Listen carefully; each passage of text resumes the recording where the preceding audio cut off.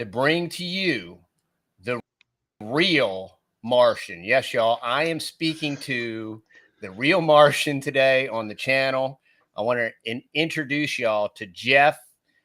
We are social media friends. We met through social media and through the YouTube. And Jeff has got some very awesome and exciting news to share with everybody on the channel. We get all these questions all the time about, well, what if I'm in an apartment? What if I'm in a high rise? What if I'm in a townhouse? What if I'm in a condo? Like, how can I grow food? And what about what they're spraying and all this stuff? And how do we overcome these challenges? And what do we do about it? And so what Jeff has done is I'm going to let him introduce himself and a little bit of his history and how he got to where he is. And then we can talk about solutions. But I am excited to introduce y'all to Jeff from the YouTube channel, The Real Martian. And he is now, he came up with the Eden Grow system. So that's what he's going to be talking about today. So how you doing today, Jeff? I'm doing well, TD. Thanks for having me on. And yeah, we've been following each other for a while now, and it's cool seeing your channel grow. Again, congratulations on your most recent interview with Mike Adams and everything there. And it's cool seeing you being able to get your message out. And, you know, you're spreading the gospel, you're helping give people hope, and you're getting people, you know, prepared for what's coming, which is kind of what, you know, how we kind of met is we're very similar paths in that way. So for those that don't know my story real fast, the you know, the multiple year version in very short is, you know, I was in the Air Force. I was over in Iraq, and I heard the Lord, you know, telling me, just say, go, you need to go home. You need to go home. And, I was like, no, I don't really want to leave the Air Force. And he's like, no, you need to leave. And, so I left the Air Force, and I came back home, and about 6 months after I came home, my dad was diagnosed with terminal cancer, and he was a major influence in my life, but you know, he was saved. So, you know, it's not a sad day. It's a glorifying day.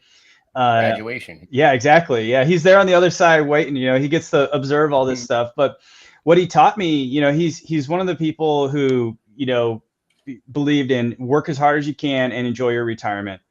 And that particular idea took a lot away from his life. He wasn't able to live everything the way that he truly should have. And it came at a very big cost. And unfortunately for him, you know, he died like just a few months before his retirement. And so that kind of woke up some stuff in me. That's an amazing statistic, by the way, for all those folks that have worked for retirement and savings, and then to either just miss it or be retired for like 2 weeks and pass. That's a very enormous statistic. That's very frequent. Yeah. Yeah, I think there's definitely some stuff there about how Satan has tricked people into being deceived into thinking about accomplishment and achievement rather than, you know, living for his glory and helping people. And my dad, like, he got saved later on in life, and, you know, it was good. As good as that can be, it was good. But I've always been pulled in two different directions personally. So I was raised, you know, backcountry, horseback riding, hunting, horses, you know, being around cows, my younger years, and then getting crazy, going to college. I wanted to be an astronaut. I was on that path. I was in the Air Force for that reason. I had all the right check boxes. If you know how the system works, you know, you have to have the check boxes to get to the next level.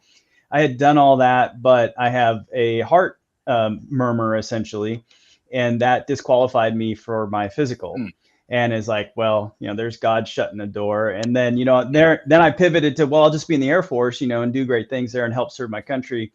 And this is before everything that's going on right now. So I was pretty proud of that service. And then he shut the door on that, you know, and what I've had in my life is just a whole bunch of shutting of doors to neck me down into where he wants me to be. So long story shorter, I'm sitting there and I'm pulled in these two, technology and, you know, helping people, or I should say outdoor, you know, living out in the country type of lifestyles. Well, I was working for a Boeing subsidiary. We made unmanned aerial vehicles. And so I had technology, I had a really good paying job. And as a Christian, you know, every night I'm sitting there and I'm praying with my wife before meals. And we're like, you know, I would always say, I always end it with, you know, after I say thanks for us is, you know, Lord, please help those obtain food who do not have any. And it was a repetitive prayer. And essentially it kind of made me just feel good. Like, hey, I'm doing my part. I'm asking Lord to help these people. I recognize that they're there. But then I got some interviews and the story has not changed because it is the honest truth. Is I just was sitting there one night, TD, and it was like this, whack. And I call it the God slap moment. Is he's like, Jeff, you're an aerospace engineer. I've given you lots of money. I've given you all this capability and knowledge and skill, and I've given you these desires, you know, of being pulled in these two different directions. He goes, I want you to do something with that. So wake up and do something. And that's awesome. So yeah, it was awesome. It hurt though too, and it has hurt since. I mean, doing the Lord's will is painful. If you're really in it, it's not comfortable. Right. It's always growing. He's always challenging you, but it is, and it's always good. And so we start down this journey. My wife and I, we sit, we talk, and I start working on this. It's probably about 10 years ago now. Almost, actually, a little bit longer than that because there was research before that. But the God slap was like 10 years ago. And then, so we start taking money that we have and we put it into building what is on the Real Martian, right? And the story, how that all happened is I build this huge 80-foot by 40-foot by 22-foot tall building, a passive solar greenhouse, essentially. It had rainbow trout in it doing aquaponics, multiple tiered systems for microgreens. We grew, we were doing flood and drain systems and lava rock, no dirt. We had a digester that was recycling nutrients, generating methane. We put in solar, did all this stuff. And the whole idea is, hey, if I build this thing like I'm going to go to Mars and I need to be self-sustaining, then that's going to be good for Earth. And we actually have a way to bring technology, good technology, because not all technology is used for good reasons. Correct. Exactly. And then we could actually help people, you know, who live in places where there's not good dirt, which is actually most of the planet. Yeah. So then my neighbor, who y'all might know, Wrangler Star, he, you know, he's just a totally cool guy, you know, and he saw what I was doing. He's like, hey, it was before he really, really took off. He was like just close to 1 million subscribers when he and I met. And this is years ago. And, you know, he comes over and he's just super cool to talk to. And he's, can I film? And so he's there with his little iPhone at the time. And he's like going through and recording all this. And I'm in there in my Carhartts and it's snowing outside. You can see our breath. We got heaters going and there's visqueen everywhere. There's water on it. It looks like the movie The Martian, which would just come out at the time. And so he's like, dude, you're like the Real Martian. And boom, it's stuck. That was it. That was the moment. So yeah, so he helped us launch our YouTube channel. And we're nothing like you guys. You know, we got like 30,000 subscribers, and God bless them all because they've helped us along this journey. So we actually had all these people helping me at this point, you know, and they were like, hey, Jeff, try this, do these things. And over the course of 3 years, the HAB, as we called it, was constructed, operational, modified, and tremendous amount of lessons learned out of it. We even made $15,000 in microgreen sales out of the HAB. Wow, that's great. Yeah.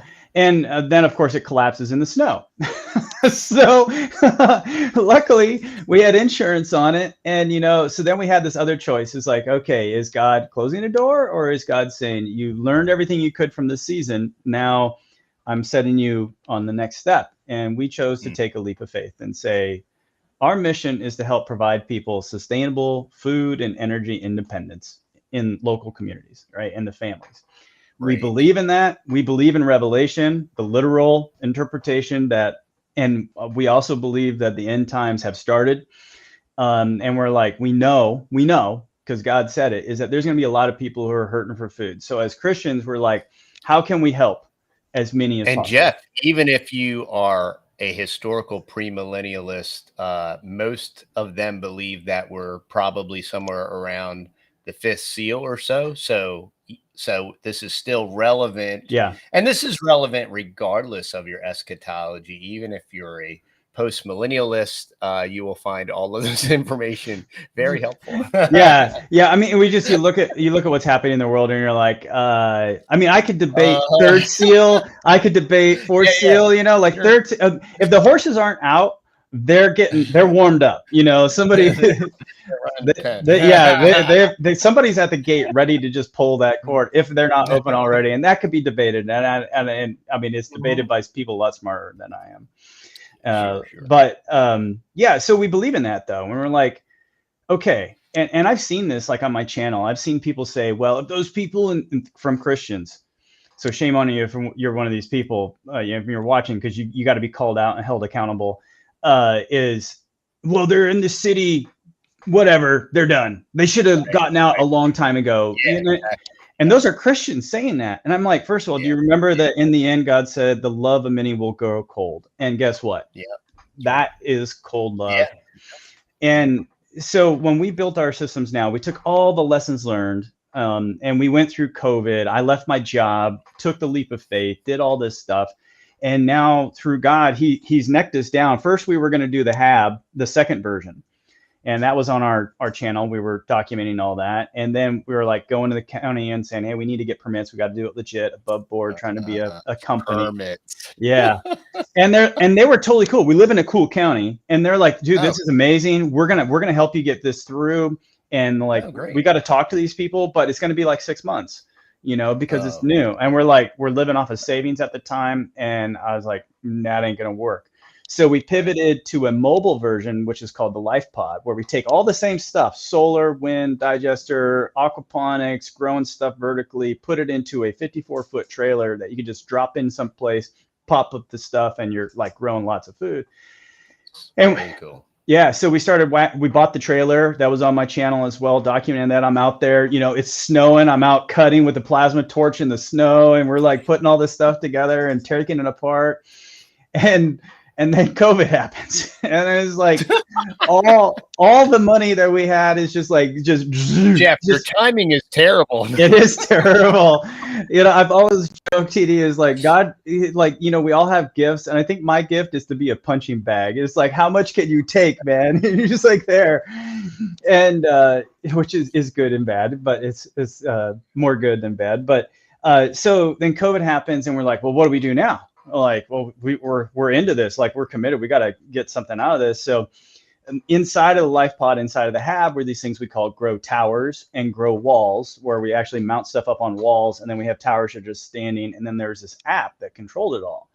And we're like, well, we already got those kind of designed, let's go ahead and pivot to those. We'll buy the parts locally, you know, I don't need to go out, I can weld in my shop, you know. So that's what we do. We buy the metal, we do everything we need to do, and I'm out there in the barn, you know, and snow and hot and everything. And frabbing, yeah, and trying to make sure we don't get the hay loft, you know. So we had to like restructure the barn so that we don't have sparks flying everywhere. And so we do that too. And through this time, my body is just getting beat up. You know, I'm just working nonstop, and now my tendons and everything are all messed up. So I don't recommend doing what I did, but I did it.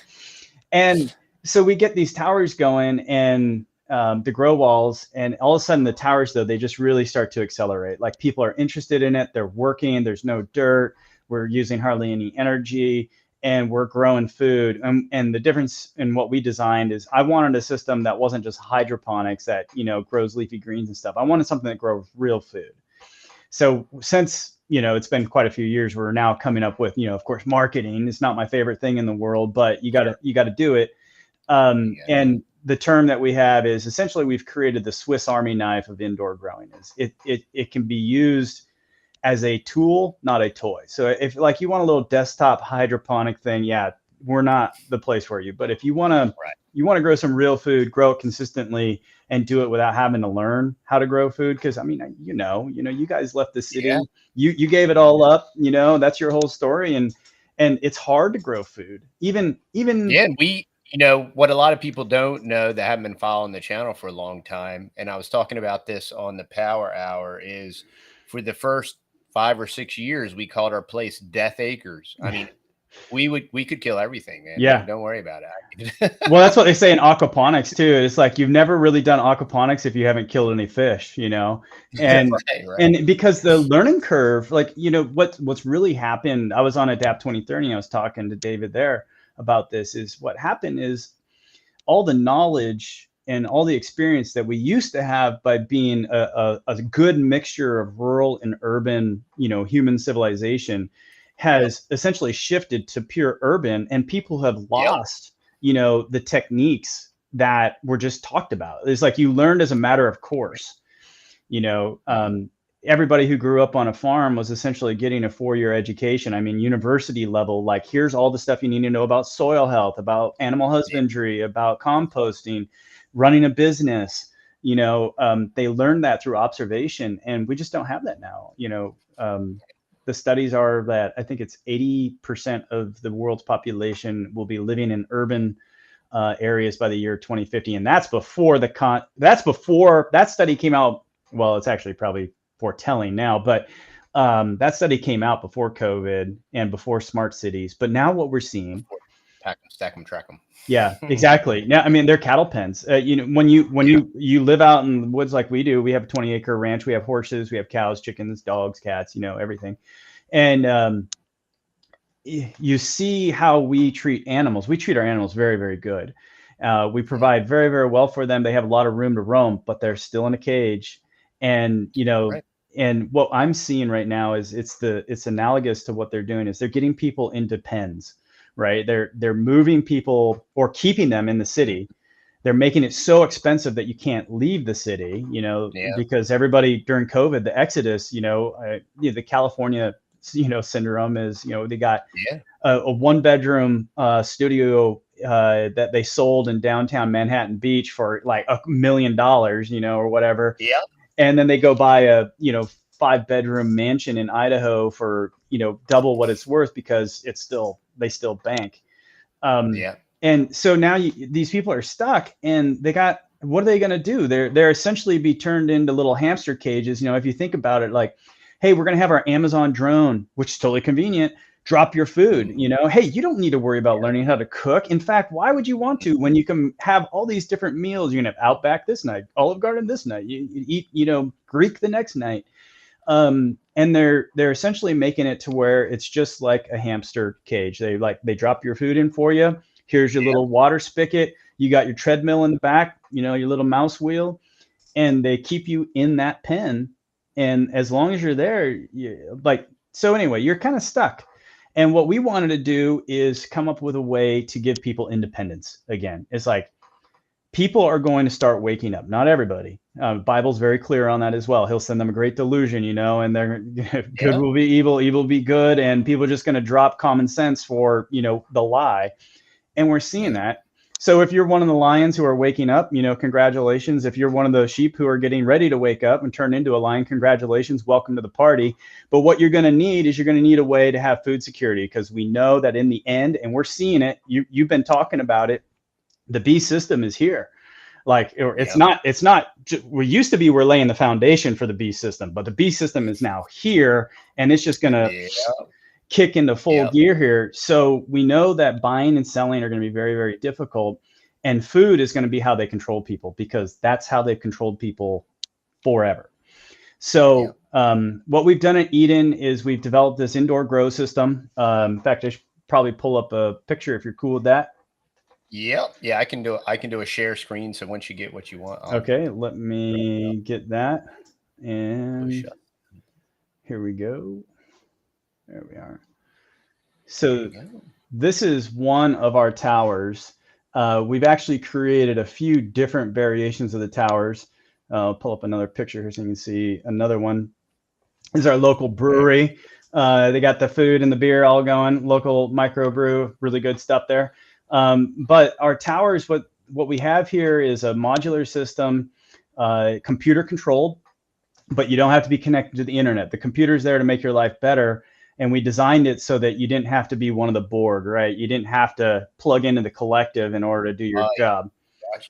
Cool. So, and then you have this big tank right here, and we're the only system on the market that has this. This is a bimodular reservoir, meaning you can use just hydroponic nutrient solution, or you can actually raise fish. And we've done giant freshwater prawns is the primary target that we have, but you could do tilapia, you could do like goldfish and other little things that you wanted. But then all you have to do is put fish food in, and then the fish waste gets moved up to the plants, and the plants clean the water, and it's aquaponics. Awesome. But we tend to just go with hydroponics. A lot easier to get started. It's a lot easier for people. And one of the things, like if you're in the city or even if you're rural, these towers are great for you, especially if you don't want to spend the money on a greenhouse to do all your plant starters and all that kind of stuff. Mhm. You can get Yep. these towers that are, this is a single deck, but we have double deck, triple deck, and a potato deck, which I'll show. And what you can do is you can put plant starts in these if you're out in the country and just save the money on the greenhouse, because this does everything for you. And you can have like Yeah. 100 or 324 plant starts coming out of one, and then go put those in the dirt. So if you're in the city though, and you have limited space, you know, and you don't have bags of fish food or, you know, compost laying around, then the neat thing about hydroponics is we've gone through a lot of testing, a lot of trial and error, and we found a really good nutrient solution that's almost organic. Like it's really hard to get the natural sources on everything, but we're like 80% there. And Cool. we're looking for partners who want to, like, you know, help us with that, because that's the last tactical mile. But the cool thing is you can essentially have like a 5-gallon bucket of this nutrient solution, and for a single tower, that's going to last you years of growing food. Awesome. Okay. So you could Cool. have very small storage and lots of produce coming out of these things. Great. So here's a picture of like a double deck, one of our older versions. And then let's see here. This is actually your university down there, Texas A&M. They're working with us on this. This is our potato deck here. It has a much larger reservoir, because what happens is the potatoes, they just grow down. So you unzip it, reach in, and you grab your potatoes and go. It's pretty neat seeing that all happen. And so it'll be kind of perpetual, like as you're growing your potatoes, will you be able to harvest and they'll continue to repop? Or? Yes. Yeah, actually, that's 100% correct. Is that I'll just let this go here while we're going. But yeah, on all of these, what we want people to do is to not just, you don't just plant it once, you plant it once and you keep what I meant is you don't just plant it once and then harvest. What you do is you plant once and you keep harvesting, and you're going to get multiple harvests out of a single planting, which you could do in the ground too. It's just, this is a lot easier and it grows faster. This is aeroponics, so there's no dirt, which means no pesticides, no herbicides. And the potatoes are aeroponic? Yeah, everything. Really? Yeah. Okay. So then you'll get multiple yields off of each one up to a certain point, and every plant is different. What happens is they kind of start getting starchy and kind of like they get old. They're just getting old. They're not as vibrant. But yeah, you'll get quite a bit off of one. We've done cucumbers and squash, and these towers, the way they were built, like I was saying earlier, is they're meant to grow pretty much anything. We've done raspberries now. We had raspberries the size of quarters back here. I think I got a picture of that right here. So yeah, this little ring right here is the size of a quarter. So these things are huge. And usually you don't get raspberries your first year, but we got raspberries in 3 months, and they just keep coming. Wow, cool. You could do blueberries. They take up more space, obviously. But you can grow pretty much anything. I wouldn't grow a tree, but you can grow everything else. We've grown corn. It's not there. There's things that are really optimum for this. So there's going to be people that are watching like, yeah, you shouldn't grow corn. I'm like, yeah, you're totally right. The idea is, can you? And we can. And we can also grow the full spectrum of root crops. So we've grown carrots, we've grown onions, garlic, beets. We have beets the size of a softball, super juicy. The flavors top shelf, and the quality that you get here. So like a lot of folks that are rural, you probably started seeing it, but if you're at the end of the logistics supply chain and you don't have a good farmer's market in your local area, everyone's starting to notice that the quality and availability and cost of food is all starting to change, right? And in America, we've been so blessed that we're one of the last countries that are going to see real food shortages, but a large chunk of the planet already is. Yeah. But for us, what we see is the quality is dropping. We see a lot more wilt, a lot more throwaway when you're cleaning it. The flavor, I don't know about you, but like the cantaloupes in the store now, when I was a kid, cantaloupe was like candy. And now it's like cardboard. There's just, unless you get a good, a local one that has aged correctly. But most of the stuff coming out now is just so without nutrients and without flavors. And we're seeing that get worse, and we're seeing the cost go up. So you're paying more for a lower quality product, and that's kind of what we're going to see in America. But eventually it will get even worse here, to where people just won't be able to get food.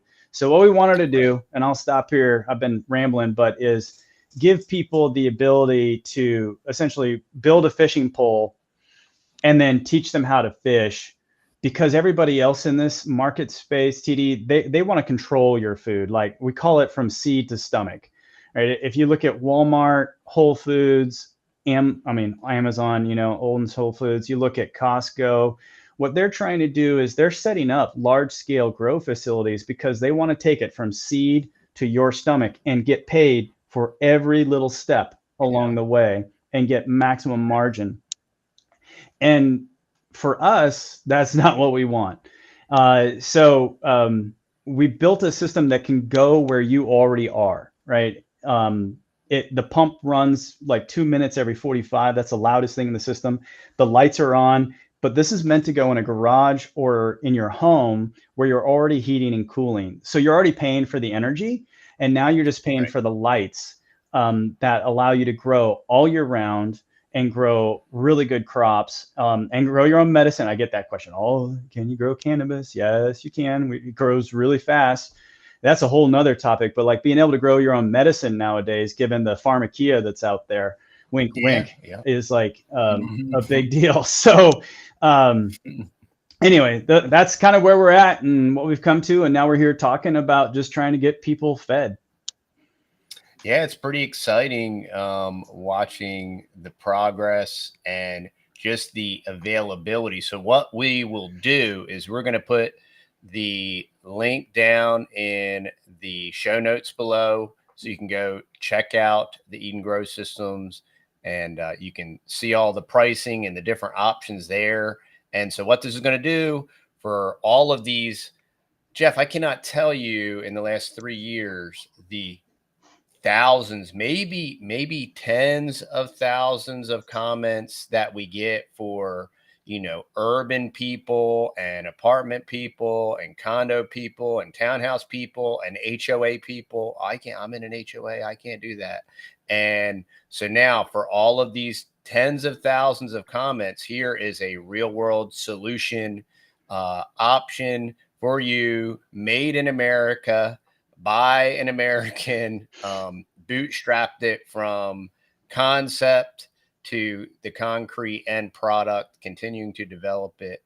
And this is really exciting.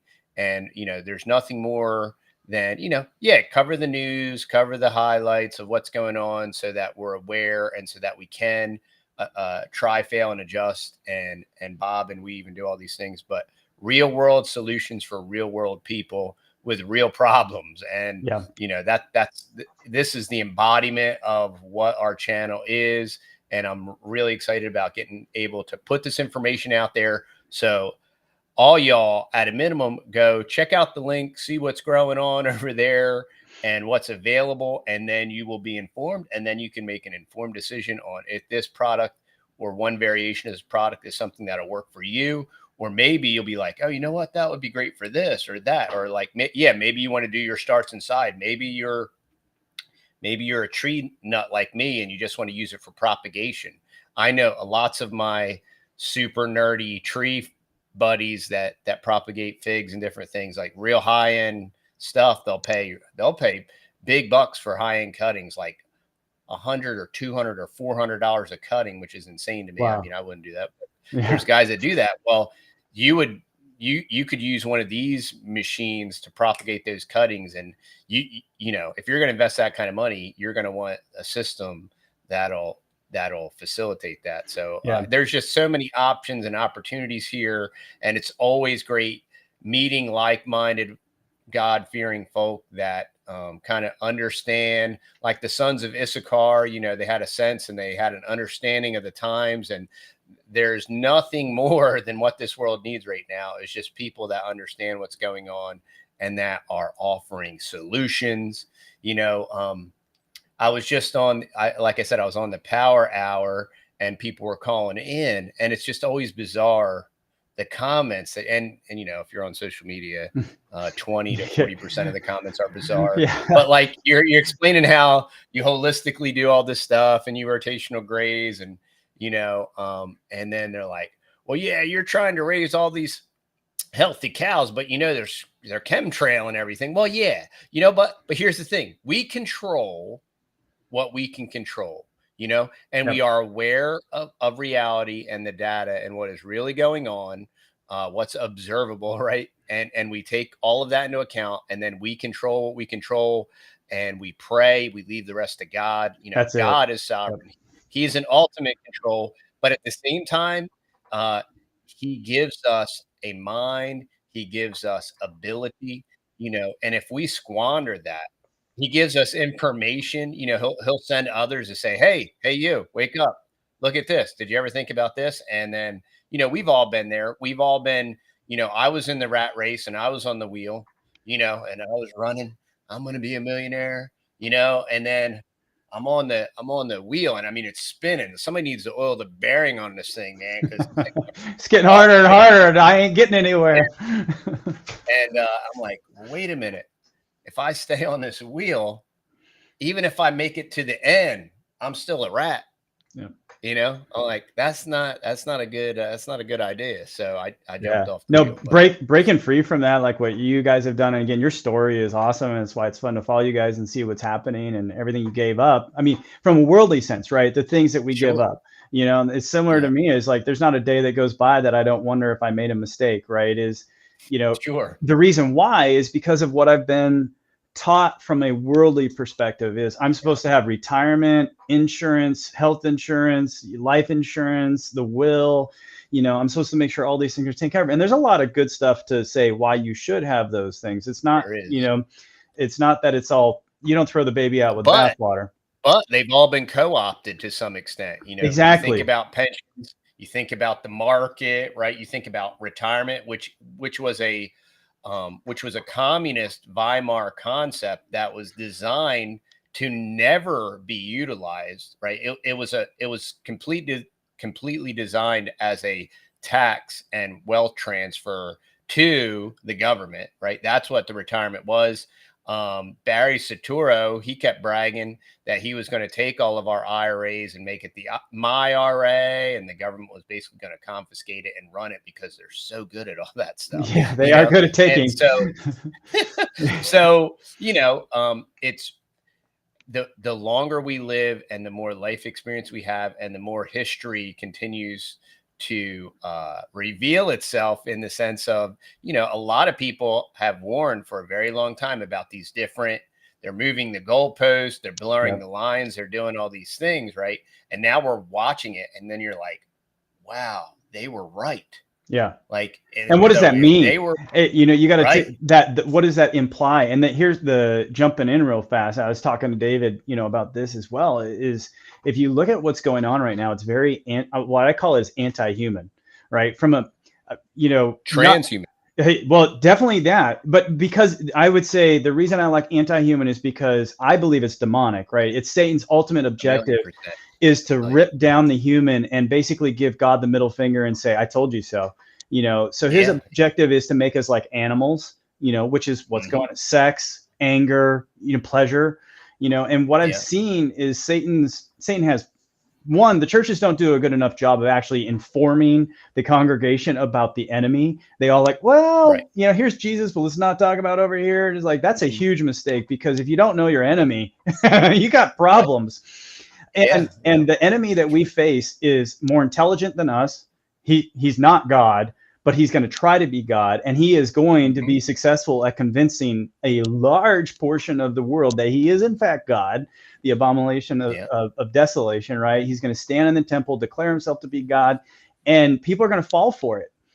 And what we need to understand is that he's got lots of traps, but I think the best trap that he has to convince people to just stay where they're at, and we are all guilty of this one, is comfort. It's comfort of knowing, you know, being in a situation that I understand, even if that situation is hard. If Satan can move you, it's that Overton window, right? If I can slowly shift, this is where you used to be comfortable. As long as this is how it's done and it's not like this, then your comfort moves with it, because humans are so adaptable. God built us. I mean, we can be adapted to almost anything. When, you know, where there's a will, there's a way.